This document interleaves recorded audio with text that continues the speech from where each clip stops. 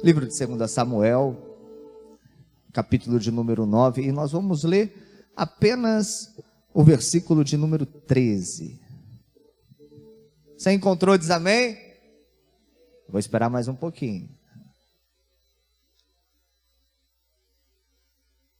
Uma dica para achar mais rápido: 1 Samuel é logo depois, 2 Samuel é logo depois de 1 Samuel. 1 Samuel, 2 Samuel. Agora ficou fácil de achar aí. Diz assim o texto: morava, pois, Mefibosete em Jerusalém. Aonde ele morava? Não ouvi. Morava em? Ok. Porquanto de contínuo comia a mesa do rei. Na mesa de quem? Do rei. E aí a informação muito importante. E era coxo de ambos os pés. O que ele era? Coxo de ambos os pés. Amém? Você pode se assentar?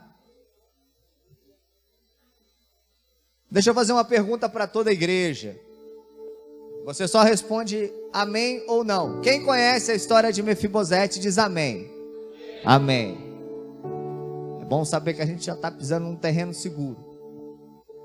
E toda vez que eu me deparo com a história de Mefibosete, eu confesso que eu sou apaixonado pelo Velho Testamento. Amo o Velho Testamento. O Velho Testamento, ele está na Bíblia para nos dar parâmetros. E um desses parâmetros é: se no Novo Testamento Cristo é o centro, só que a todo momento Cristo está apontando para Deus.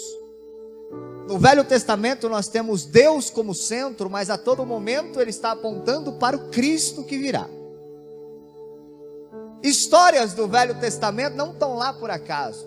Muitas delas são tipos, são prefigurações, são símbolos, já criando um contexto e um entendimento para que lá na frente, e essa frente é hoje aqui também, nós consigamos identificar alguns comportamentos inerentes à nossa própria relação com Jesus. Eu até disse para a Valquíria, eu cheguei aqui e durante a tarde eu relutei, coloquei 2, 3 mensagens no papel e não sabia exatamente qual delas eu ia ministrar, mas por 2 vezes vocês cantaram louvores que fizeram menção a Davi e ao descendente de Davi que viria, porque Davi, com toda a sua pompa, o maior rei da história de Israel, o seu símbolo, a estrela de Davi, até hoje está lá no meio da bandeira nacional israelita, mas ele era apenas o início de algo muito maior. E o trono de Davi, estabelecido através de Davi, teria esse nome, trono de Davi, mas Davi não seria o ocupante eterno do trono. Os profetas diziam: verdadeiro descendente de Davi, o verdadeiro ocupante do trono, cujo reino será eterno, ele nascerá em Belém. E o nome dele será maravilhoso, conselheiro, Deus forte, Pai da eternidade, príncipe da paz. Este sim estabelecerá um reino eterno e o seu reinado jamais terá fim. É por isso que quando Jesus está andando pelas ruas de Jericó e ele começa alguém a gritar: Jesus, filho de Davi, tem misericórdia de mim, ele para atender. Porque ele diz: alguém no meio dessa multidão entendeu quem eu sou. Dizer Jesus filho de Davi era dizer Jesus o rei eterno, Jesus o ocupante definitivo do trono, Jesus o Salvador, o Senhor, o Deus entre nós.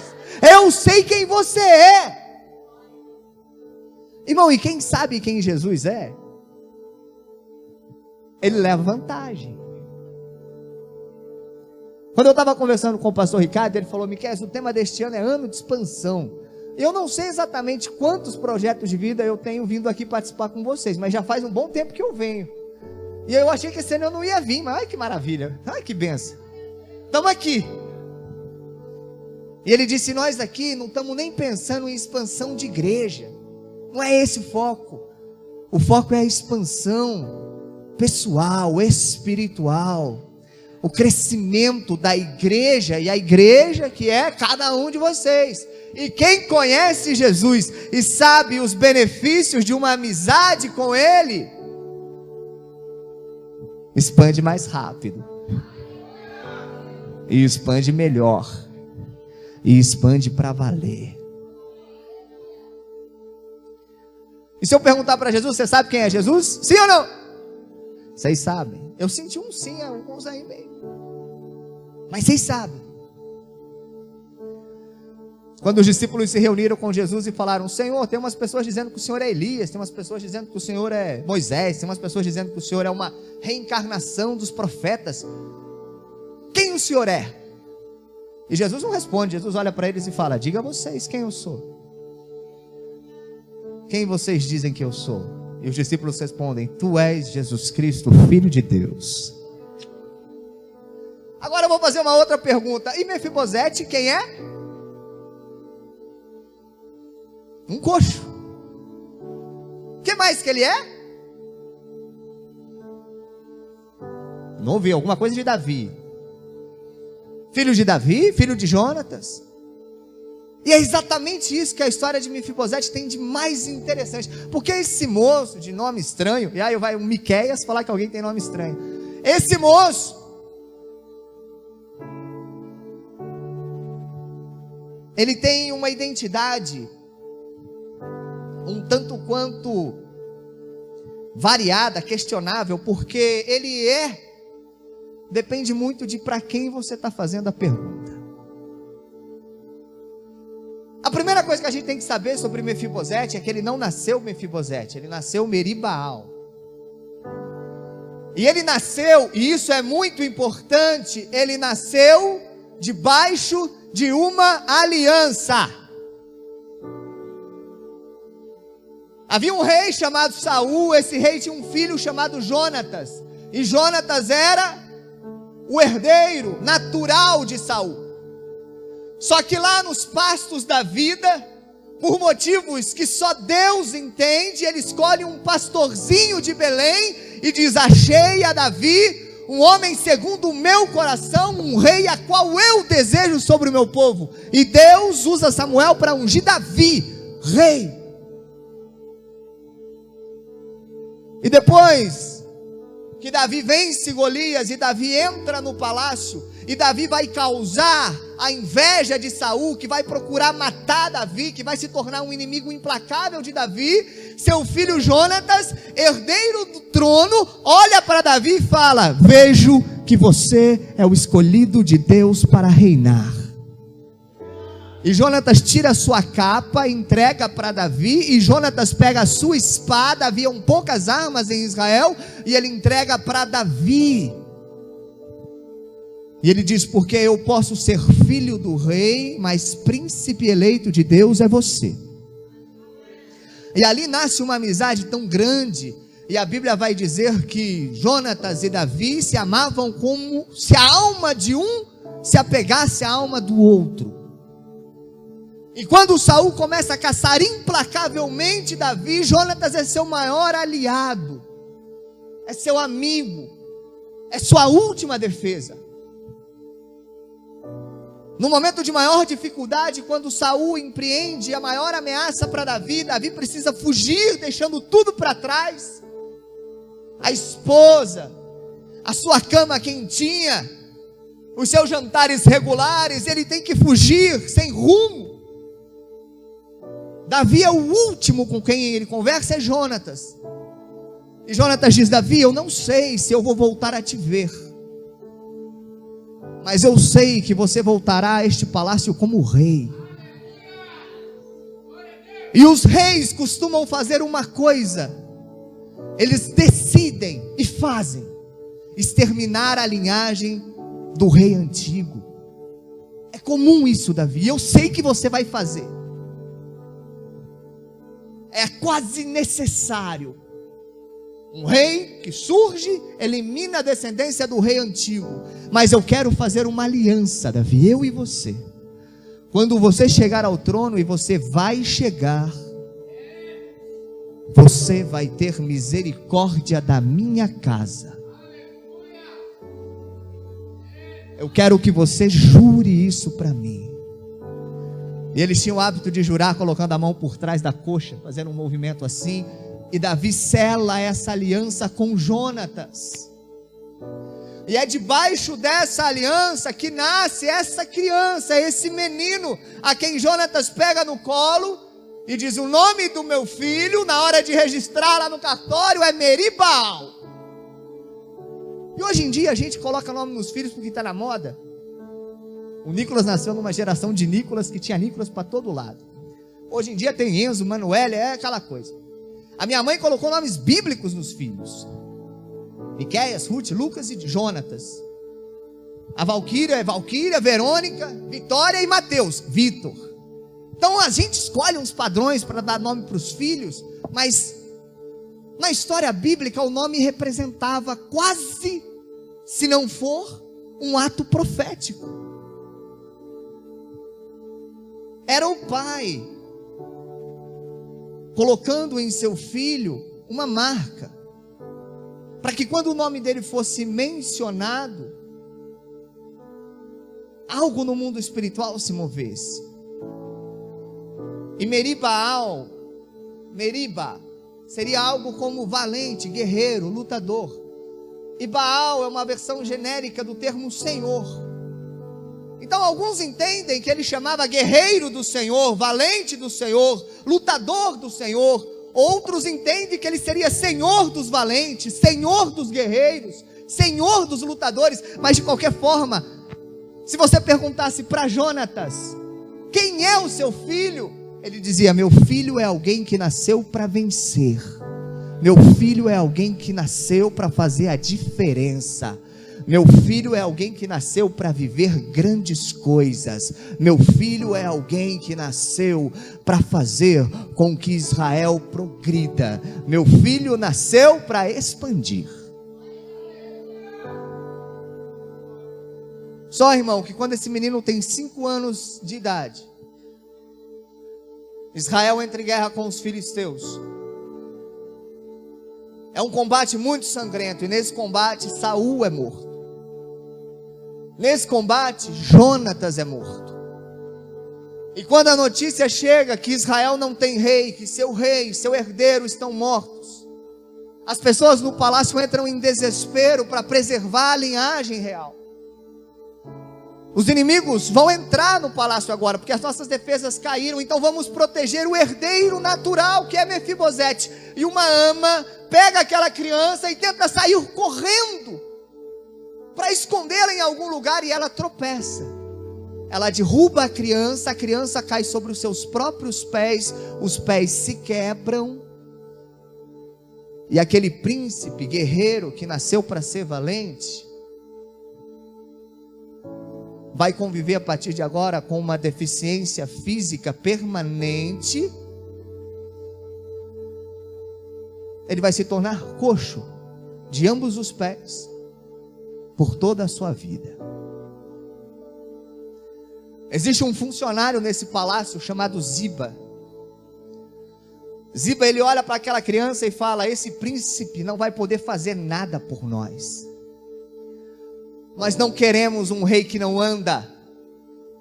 Nós não queremos um rei que não tenha condição de cavalgar para a vitória. Leva esse menino para Lodebar. Lodebar era um lugar afastado, esquecido, terra do esquecimento, onde as pessoas sem relevância eram exiladas. Leva esse menino para lá, vamos esquecer que ele existe. Saul morto, Jonatas morto, Mefibosete agora passa a ser o nome daquela criança para esconder a sua verdadeira identidade, e ele é levado para Lodebar. Ele não é mais príncipe, ele não é mais filho de Jonatas, ele não é mais Meri-Baal, agora ele é Mefibosete, só mais um na terra do esquecimento. Se você pergunta para Ziba quem é Mefibosete, ele vai dizer: é um aleijadinho.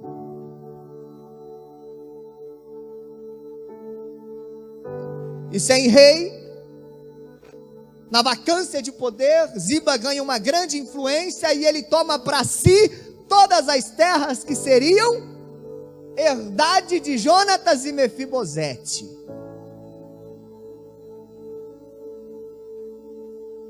Alguém espertinho, ligeirinho, se apropriou daquilo que por direito pertencia ao príncipe que nasceu debaixo de uma promessa. Meu irmão, o que é teu, ainda que esteja na mão de outro, continua sendo teu.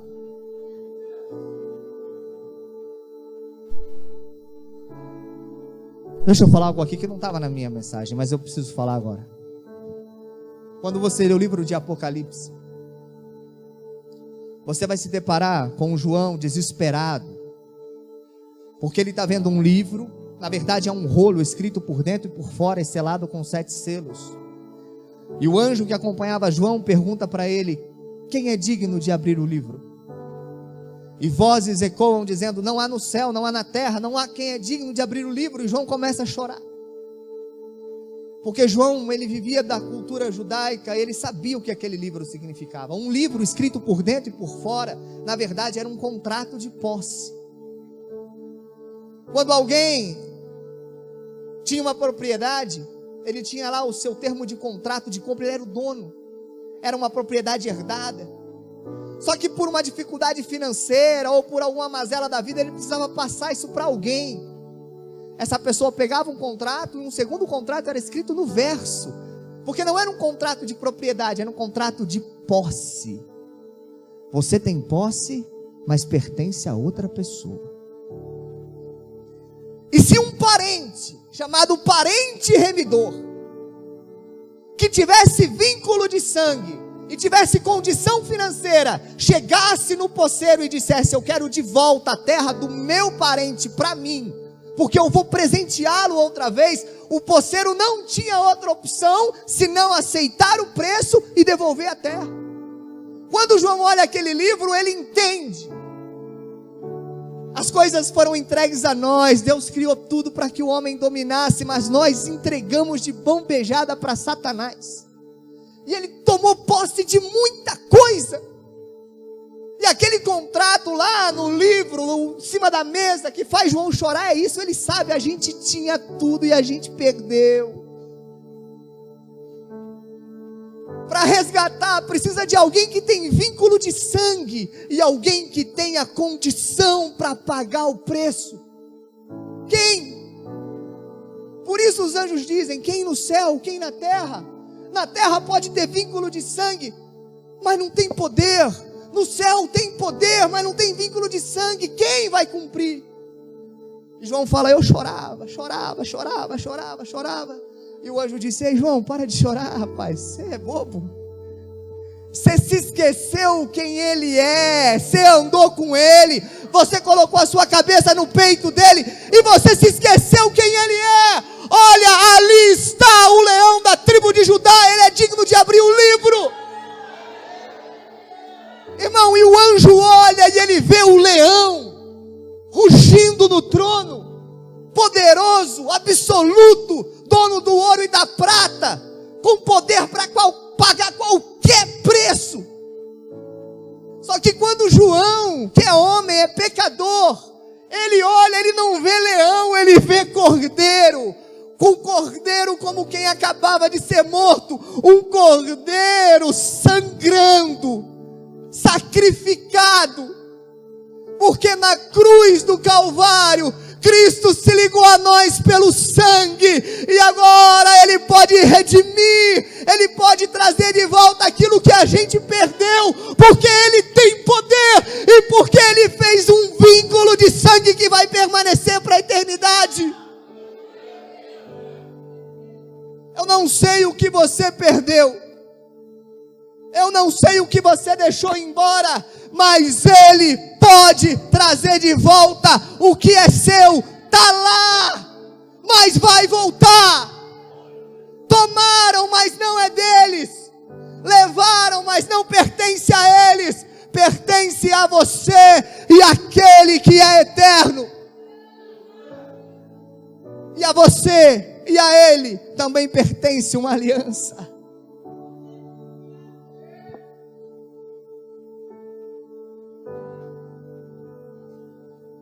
Muitos anos se passam, 2 décadas.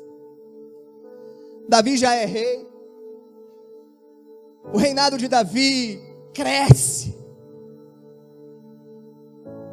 Um dia ele se levanta. E ele começa a lembrar das coisas do passado. Da onde ele veio, quem ele era. Olha o que Deus fez para mim. E ele se lembra de Jonatas.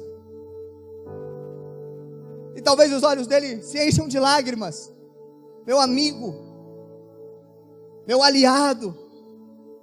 E ele se lembra da promessa: Davi, quando você for rei, demonstre graça e compaixão pela minha descendência. E Davi reúne os conselheiros, os homens sábios, os historiadores do reino e diz assim: existe alguém da casa de Jonatas que ainda está vivo? Ninguém se lembrava. Eu acho que não. Acho que todo mundo morreu. Não tem. Aqui ninguém se lembra. Ô irmão, a terra esquece, é verdade, mas o céu? Ou a memória do céu é para sempre. Você não é esquecido jamais. Nunca. Sabe quando você está vendo seu irmão abençoando? Sendo abençoado? Não sei se você já teve isso. Você não precisa se identificar agora. Você pode guardar para você. Eu já tive. Que você vê seu irmão que já é abençoado sendo mais abençoado ainda e você fica bravo. Você fala, não é possível. Pode falar a verdade, você já pensou isso? Não. Tá de brincadeira comigo, Deus. Quando que vai vir a minha vez? Ele de novo? Quando você vê alguém sendo abençoado, irmão, não se preocupe. Imagine que para abençoar alguém, Deus tem que estender a mão, correto? Deus é espírito, mas ele fala que a mão do Senhor se move. Deus tem que estender a mão. Quando Deus faz o movimento de estender a mão para abençoar alguém, ele traz a mão de volta, faz e traz a mão de volta. Eu quero que você lembre do que Isaías disse. Ele tem o meu nome gravado na palma da sua mão. Quando Deus estende a mão para abençoar alguém, ele está lendo o seu nome lá também. Não esqueceu de você. Está lá. Está lá. Ô irmão, não tem lista melhor para estar. Eu queria estar na lista dos eleitos para deputado. Eu queria estar na lista do pessoal que vai participar do BBB. Eu queria estar na lista da seleção brasileira. Tu está na lista que está gravada na mão de Deus. Não existe honra maior. Ziba entra num dilema moral, porque ele fala: eu sei que existe alguém vivo, mas se eu falar, eu posso perder as minhas regalias. Só que se eu mentir para o rei, eu posso perder a minha cabeça. Entre perder a minha regalia e a minha cabeça, eu vou tentar dar um jeitinho. Rei Davi, existe alguém. Mas eu já quero adiantar uma coisa para o Senhor. Ele é aleijado. Por quê, irmão? Porque no palácio real, na sala real, por decretos feitos lá nos tempos de Saul, aquele lugar era tão nobre, tão digno, era um lugar tão elevado que uma pessoa com deficiência física não poderia entrar. Tem alguém da descendência de Jonatas, tem alguém que nasceu com o selo real, só que hoje não vale mais nada, porque ele é só um homem aleijado. Só que Davi não quer saber a condição física. Davi não quer saber a cor da pele. Davi não quer saber quanto ganha. Davi não quer saber onde mora. Davi só quer saber se tem alguém que está debaixo de uma aliança, porque ele precisa honrar uma aliança real. O rei honra as suas alianças. O rei honra as suas promessas. E para Mefibosete, irmão, tá lá em Lodebar, também é um negócio vantajoso. Ele está vivo. Os primos dele morreu tudo, ele está vivo. Nenhuma espada procurou ele em Lodebar. Só que agora chega uma carruagem real. Mefibosete, sobe aqui porque o rei quer falar com você. E sabe o que ele pensou que ia acontecer com ele? Tá? Era o lógico, era o óbvio, era o inevitável. Pastor Ricardo falou muito da gente ser cristão aqui, né? Eu senti que vocês são cristãos, correto? Esse negócio de óbvio, de lógico, de inevitável, para nós não funciona muito não, pastor Ricardo. Porque nós vivemos debaixo de um negócio que chama impossível, extraordinário, sobrenatural. O inexistente sendo trazido à existência. A fé materializando coisas que ainda não são reais. Nós somos de uma geração que acredita em mãe que é estéril, se tornando progenitora de muitos filhos. A gente acredita em mar que abre, a gente acredita em terra que para, a gente acredita em pão que chove do céu. A gente não espera o lógico, a gente espera o inexplicável. E quando Mefibosete chega no palácio, ele está apavorado. Ele está nervoso demais, vou morrer.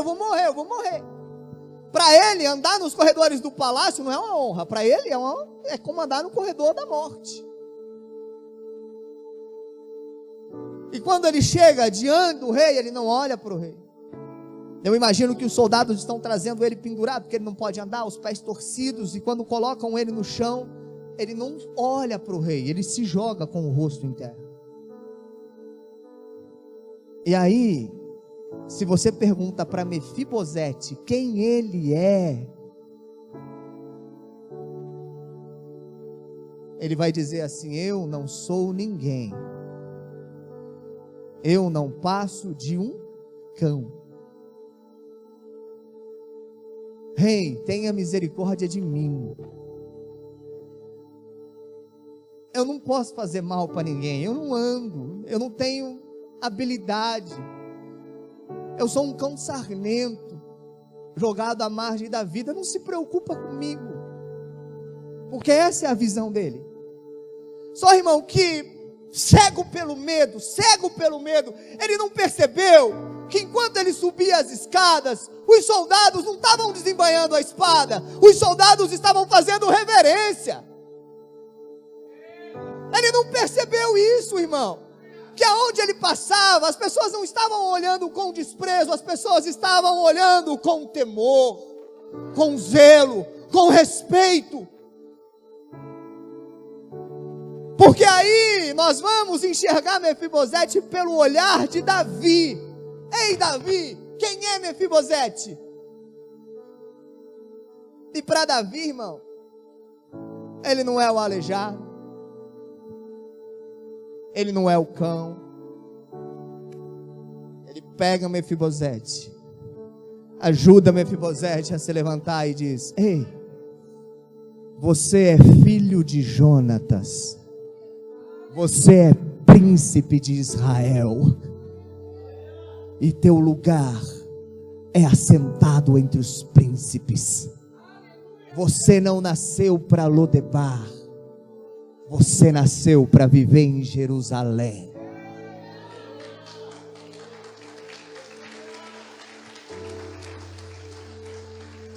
Eu restituo de volta todas as suas propriedades.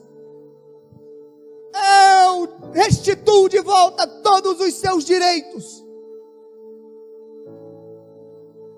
Eu determino algo sobre os meus filhos.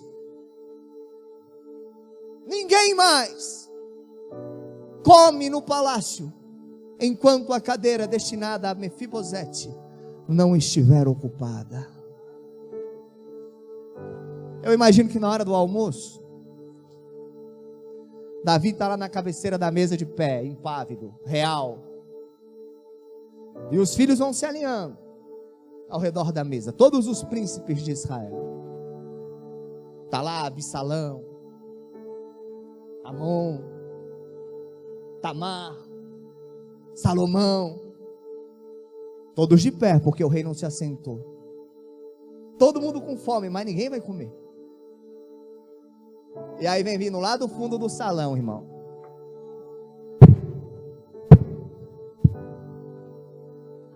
É a muletinha batendo no chão. Ele é mais lento. Ele não consegue cavalgar na mesma velocidade com o Absalão da vida. Ele nunca vai ter uma beleza de uma Tamar. Ele nunca vai se destacar intelectualmente como Salomão. Mas todo mundo nessa mesa é igual diante dos olhos do rei, e ninguém se assenta enquanto Mefibosete não chegar aqui. Deus está guardando o teu lugar e ninguém vai ocupar. Não precisa se apressar, não precisa ter vergonha. Vem no teu ritmo, mas vem.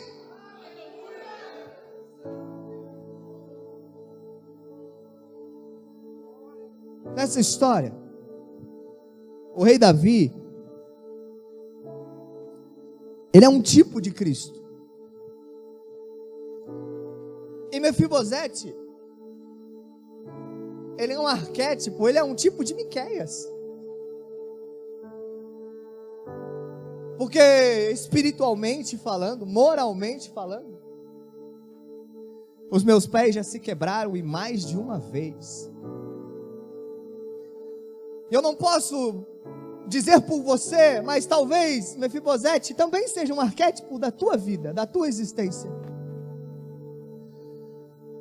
Quantas vezes você sente que para poder passar por essas portas você precisa se arrastar? É tão difícil, eu venho me arrastando. Ou quantas vezes você acha que você não vai ter condição de chegar? Eu que sou assembleiano de origem, estou com quase 40 anos, muitos anos de assembleia. Lá nós temos um quê, pastor Ricardo? Com uma tal da carteirinha de membro. Não sei como é que vocês fazem aqui, mas lá é a carteirinha de membro. O assembleiano ama a carteirinha de membro. Sabe por quê?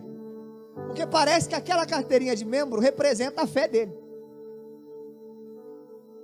E quando ele está meio fraco na fé, ele põe a carteirinha no bolso e fala assim: hoje eu vou entregar minha carteirinha para o pastor. E eu já fiz isso. A carteirinha está aqui. A hora que eu terminar o culto, eu vou entregar a carteirinha para o pastor. É meu último culto. Não aguento mais. Para mim já deu.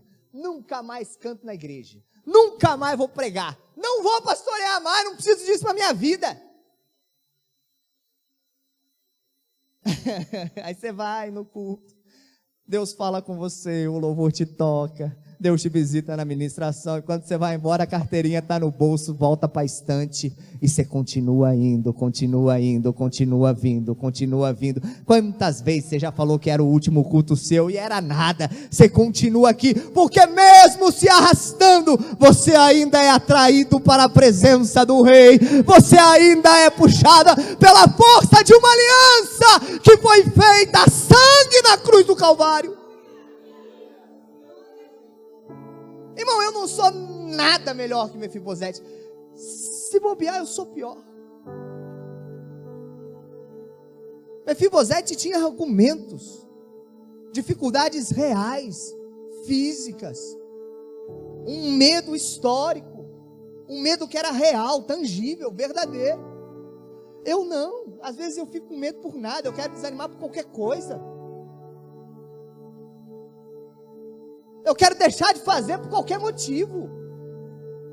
Eu fico chateado por coisas bestas. Eu quero deixar Jesus por causa de erros da igreja, por causa de erros dos irmãos, porque eu não gostei do que o pastor falou. O pastor não morreu na cruz. A instituição Amor e Fé não deixou o céu para vir na terra caminhar por você. Quem fez isso foi Jesus Cristo. Homens falham, instituições falham, mas Jesus não. Se ele tivesse falhado, a gente não estava aqui. Se tu está aqui é porque ele foi até o fim e foi por você. E isso é motivo mais suficiente para você dar um passo a mais, porque eu sei que você consegue. Eu disse isso numa igreja um tempo atrás, e eu vou repetir para vocês aqui. Às vezes você pensa assim: se Deus não fizer algo hoje, tem que ser hoje. Se Ele não fizer hoje, eu não aguento mais. Eu vou te dar bem a real, irmão. Se for verdade, que se Ele não fizer hoje, você não aguenta mesmo, Ele vai fazer hoje. Porque Ele não vai deixar você ser provado além do que você pode suportar. Antes Ele vai abrir a porta. Se for verdade que você não aguenta mais, Ele vai fazer hoje. Mas se Ele não fizer hoje, é porque você aguenta sim. Então segura as pontas, continua marchando, que o céu está longe, mas também é logo ali. Eu sou pior que Mefibosete, pior. Agora, Jesus é melhor do que Davi. Ô irmão, porque Davi, ele pode no máximo ajudar Mefibosete a se levantar e colocar ele sentado numa cadeira. Mas Jesus me pega pela mão, eu lá aleijado, todo quebrado pelos meus pecados, pelos meus erros, pelos meus descasos, pelos meus desânimos, todo arrebentado. Não quebrei o pé não, irmão, quebrei o corpo inteiro. É uma massa quebrada. Ele me pega de pé, pela mão, começa a me levantar, e quando Ele começa a me levantar, eu começo a sentir os meus ossos sendo colocados no lugar. Eu começo a sentir as feridas se fechando.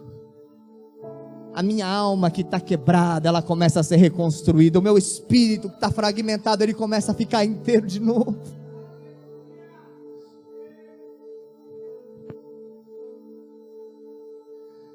Porque Jesus só não te coloca na mesa. Ele tem o poder de restaurar.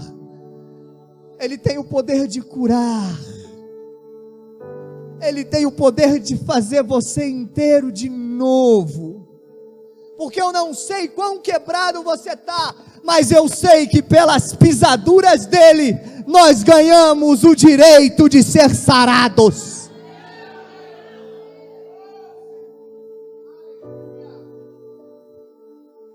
Meu pai fala uma frase, que é: Jesus conserta coração quebrado, mas você precisa entregar os pedaços na mão dele.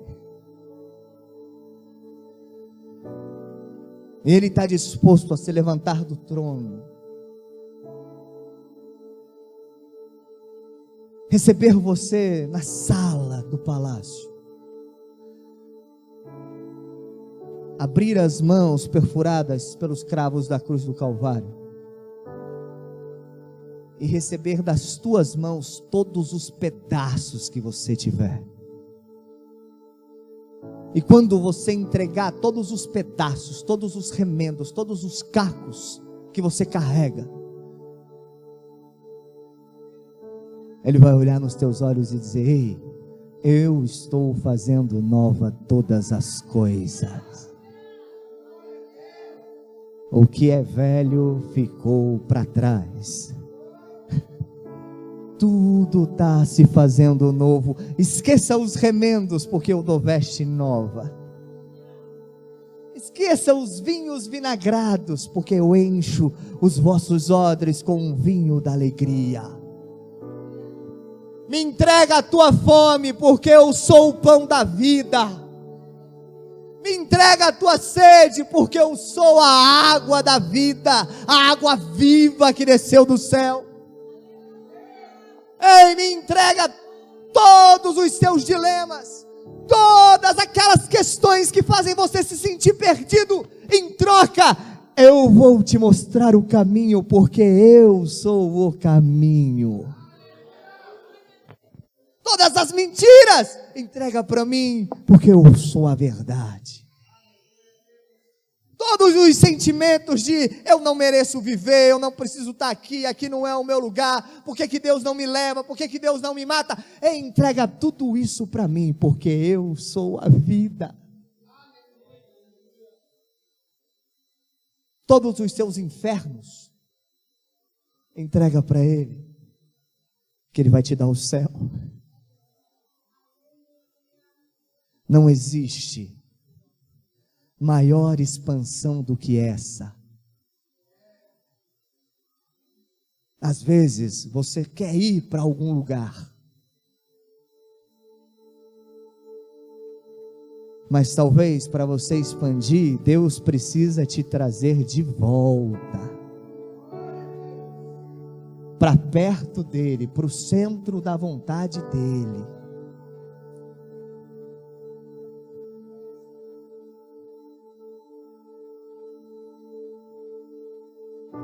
Teu lugar é em Jerusalém.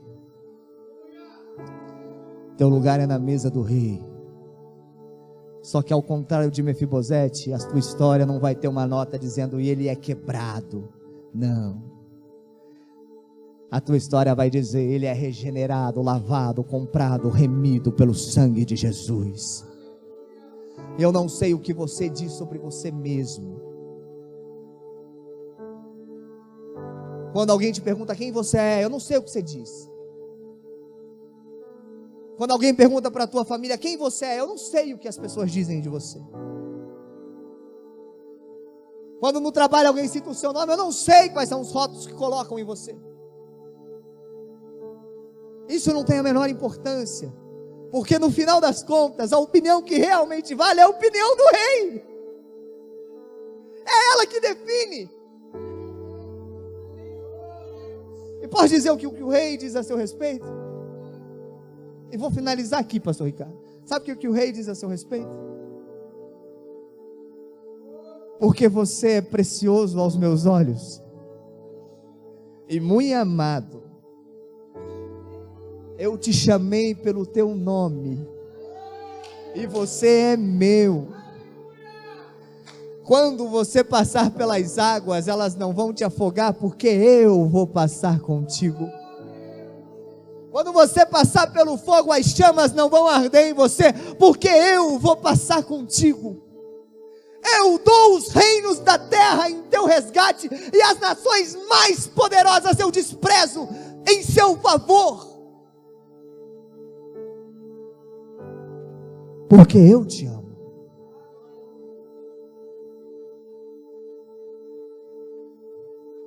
É isso que o rei pensa de você. E é com essa consciência de que você está debaixo de uma aliança real, que você vai marchar por todo o reino. E não vai ter fronteiras para a sua expansão.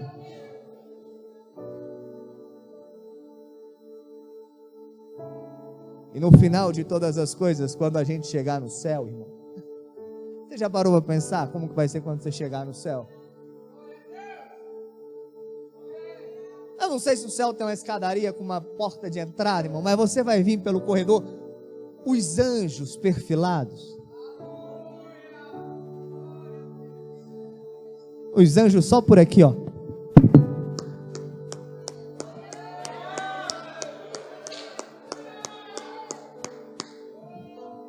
E Jesus na porta com um sorriso de orelha a orelha. Vinde benditos do meu Pai. Possuí por herança esse reino que é seu desde a origem de tudo.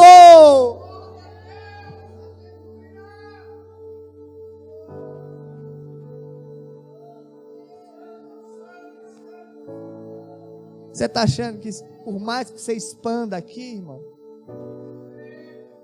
é muito maior, o reino é muito maior.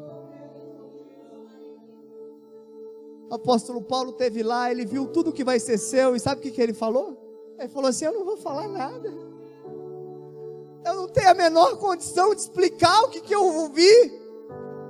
Aí ele escreveu uma notinha falando assim: é maior do que a gente espera, é maior do que o que a gente sonha, e o coração humano não tem condição de sequer imaginar, projetar o que Deus reservou para aqueles que o amam.